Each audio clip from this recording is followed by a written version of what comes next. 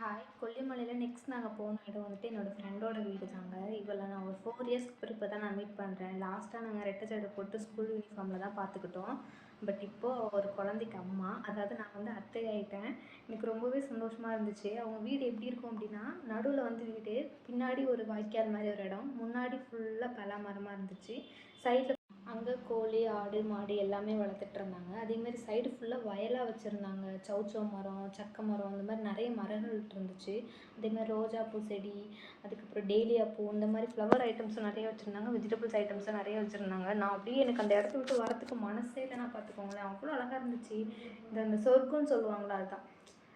Network ஏரியாவில் ஃபோனும் பார்க்க முடியாது, டிவி பார்க்க முடியாது. ஆனால் இந்த சினாரியோ இருந்தாலே போதுமே அப்படிங்கிற மாதிரி தான் இருந்துச்சு. ஆனால் நாங்கள் இருக்கிற இடத்துல வந்துட்டு எல்லாமே இருக்குது. ஆனால் ஏதோ ஒன்று மிஸ் ஆகுற மாதிரி ஒரு ஃபீல். ஆனால் அங்கே போனால் ஃபில்லாக இருந்துச்சு. எனக்கு அந்த இடத்த விட்டு வரத்துக்கு மனசே இல்லை. அதுக்கப்புறம் அவளும் கொஞ்சம் எனக்கு ஃப்ளவர்ஸ்லாம் பறித்து கொடுத்தா. வீட்டுக்கு தேவையான வெஜிடபிள்ஸ்லேருந்து சக்கையிலேருந்து எல்லாருமே எங்களை விழுந்து விழுந்து கவனிச்சுக்கிட்டாங்க. எனக்கு என்னமோ ஃபர்ஸ்ட் டைம் அவங்க வீட்டுக்கு போகிற மாதிரி ஃபீலே இல்லை.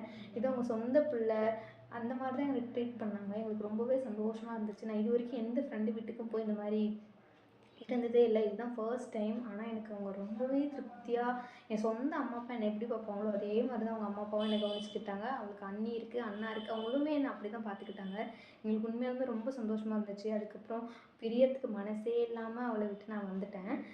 ஆல்ரெடி லேட் ஆச்சு அப்படிங்கிறனால நாங்கள் வீட்டுக்கு போனால் இன்னும் லேட் ஆகும்னு சொல்லி கொஞ்சம் சீக்கிரமாகவே நாங்கள் கிளம்பிட்டோம். அப்படி இருந்து எங்கள் அப்பா எப்படி தான் எங்கள் 2 பேத்தையும் வச்சு வண்டி ஓட்டினாருன்னு தெரில. வரும்போது கூட கொஞ்சம் பெருசாக எங்களுக்கு வெயிட் எதுவும் தெரியல. ஆனால் போகும்போது சக்கப்பழம் ஒரு 4-5 கிலோ இருந்துச்சு. அது போக சௌச்சவும் ஒரு 2-3 கிலோ அவங்க கொடுத்து விட்டுட்டாங்க. அது போக நான் ஒரு வெயிட்டு, எங்கள் அம்மா ஒரு வெயிட்டு, எங்கள் அப்பாவுக்கு உட்காரவே இடம் இல்லாமல் டேங்க் மேலே உட்காந்து தான் வண்டி ஓட்டிகிட்டு வந்தாங்க.